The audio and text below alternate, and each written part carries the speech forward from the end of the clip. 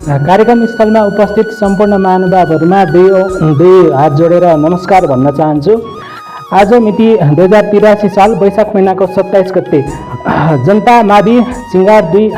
सुर्खेतमा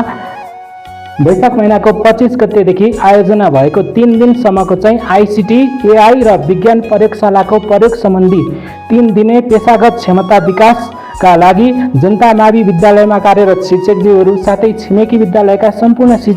केही शिक्षकज्यूहरूका लागि अत्यन्तै उपयोगी र फलदायी पेशागत क्षमता विकासको कार्यक्रम चाहिँ आयोजना गर्नुभएकोमा जनता मावि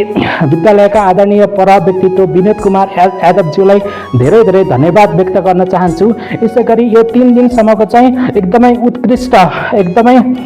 सिकौँ लाग्ने वातावरणका बीचमा हामीलाई आइसिटी एआई र विज्ञान प्रयोगशाला सम्बन्धी चाहिँ आफूले आफ्नो जीवनकालमा जानेका सम्पूर्ण कुराहरू चाहिँ हामीलाई सिकाएर ठुलो अहम भूमिका महत्त्वपूर्ण अवसर एउटा प्लेटफर्म जुराइदिनु हुने विनोद सर र हामीलाई सिकाउनु हुने रोस्टर प्रशिक्षक आदरणीय व्यक्तित्व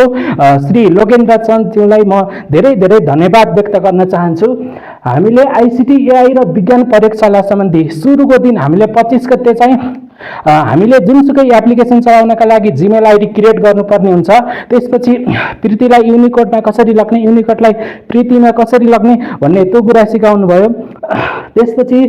हामीले ती कुराहरू जानिसकेपछि हामीलाई गामा एप कसरी चलाउने, स्कुल एआई कसरी चलाउने, लेसन प्लान कसरी बनाउने, पीडीएफ फाइल कसरी गराउने, पावर प्रिन्टको लागि चाहिँ स्लाइड कसरी बनाउने, साथसाथै कुनै पनि कुराहरू टपिकहरू हान्यो भने 1 मिनेटको भरमा चाहिँ लेसन प्लानहरू बन्ने रहेछन्। त्यो चाहिँ अडियो पनि बन्ने रहेछ, त्यो भिडियो बन्ने रहेछ, रिपोर्ट बनाउन सकिने रहेछ, वर्कसिट बनाउन सकिने रहेछ। एकदमै उपयोगी व्यस्तता अहिलेको प्रतिस्पर्धात्मक विश्वको यो परिवेशमा चाहिँ जल्दो बल्दो सूचना तथा प्रविधि मैत्री एउटा कम्पिटेटिभ प्रतिस्पर्धात्मक शिक्षक बन्ने र अभिभावकहरूका लागि पनि विद्यार्थीहरूका लागि पनि निकै उपयोगी र फलदायी कसरी हुन सकिन्छ त भनेर चाहिँ विश्व परिवेश चाहँदो र सूचना तथा प्रविधिसँग नजिक रहेर कसरी चाहिँ एकजना योग्य शिक्षक बनेर चाहिँ छोटो समयमा धेरै चाहिँ हामीले आफ्ना ज्ञान गुणका कुराहरू विद्यार्थीलाई कसरी सिकाउन सक्छौँ भन्ने कुराहरू हामीले यो 3 दिनको सत्रमा सिक्न पायौँ। सँगसँगै आज अन्तिम दिनको चाहिँ बिहान प्रयोगशालामा गएर हामीले कार्बन डाइअक्साइडहरू ग्यास कसरी उत्पादन हुन्छ, ब्लड प्रेसर नाप्ने कुराहरू र विभिन्न प्रयोगहरू सम्बन्धी पनि हामीलाई निकै राम्रोसँग सहजीकरण गरिदिनु भएकोमा र हामी अन्य विद्यालयबाट आएका हामी शिक्षक ले पनि एकदमै महत्त्वपूर्ण कुराहरू चाहिँ सिक्ने अवसर पाएकोमा म